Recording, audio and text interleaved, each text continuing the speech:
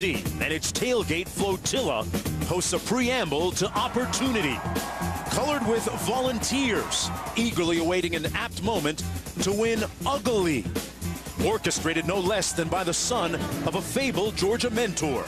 An opportunity to change fortunes and doggedly pursue not only a century mark, but also a foothold in the East.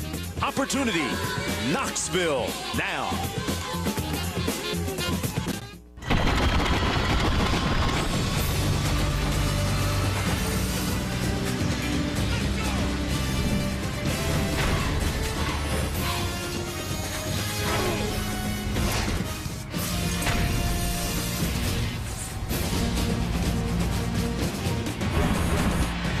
Welcome, everyone, to the SEC on ESPN. From Neyland Stadium in Knoxville, Tennessee, on the banks of the Tennessee River, it's ESPN College Football Primetime, presented by Miller Lite in the 41st edition of Georgia against Tennessee.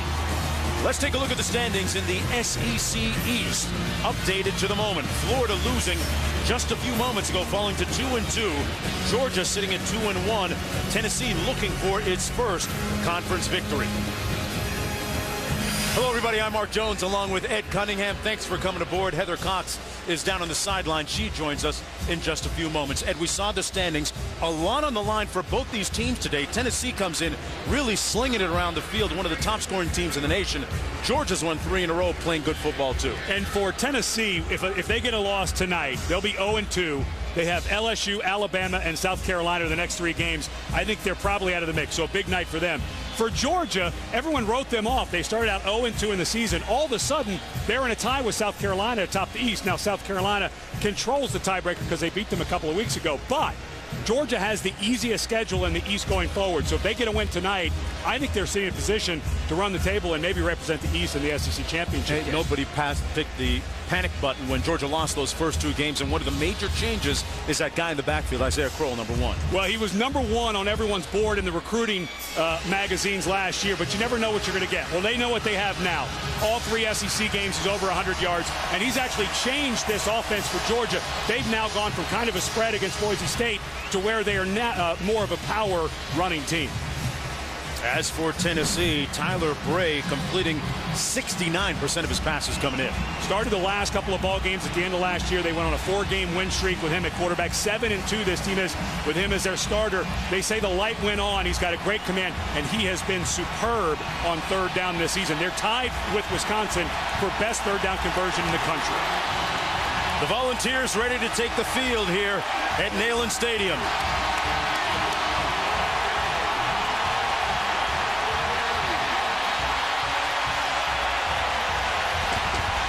The home team has dominated this series in the last 4 games. The Vols hoping to continue that trend.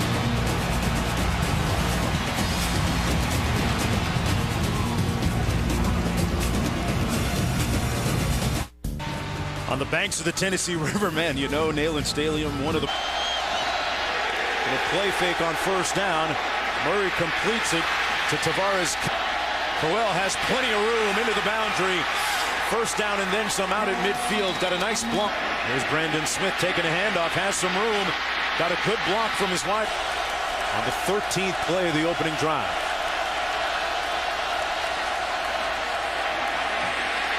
Murray sacked back at the 17-yard line. Corey Miller with the stop.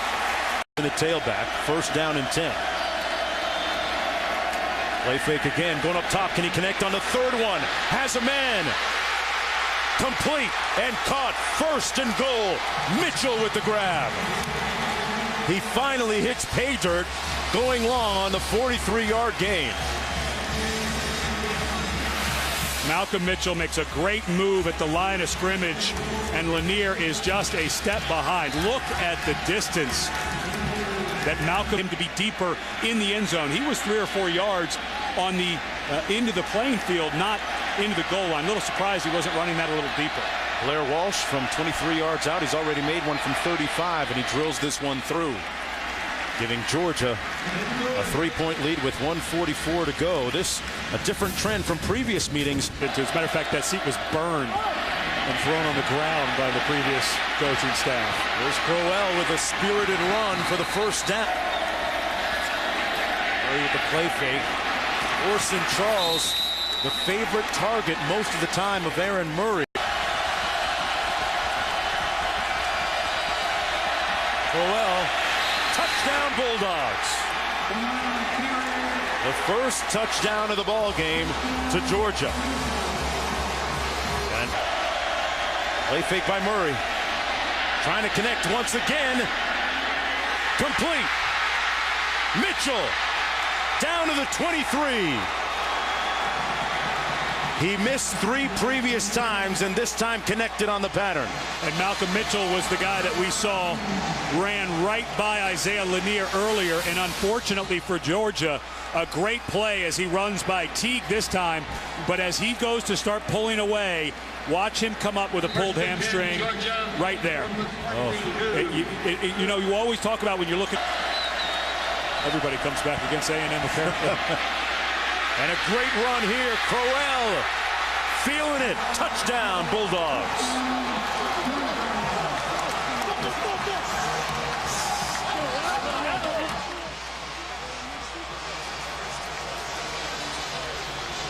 Do it again. Why not? 2nd and 10. Little slant complete. And a first down out at the 34-yard line. Nice catch and run by Chris Conley, who picks up Bulldogs. This is Thomas in space, and another first down in Volunteer territory at the 44. I think Tennessee is getting tired defensively. I think this has to do a lot with their youth, and they're just not able to get off blocks. There's one thing about young players knowing where to be, all of that stuff, but the other thing is too, as the game starts to wear on, they haven't had 3, but when you stack up their respective schedules going forward.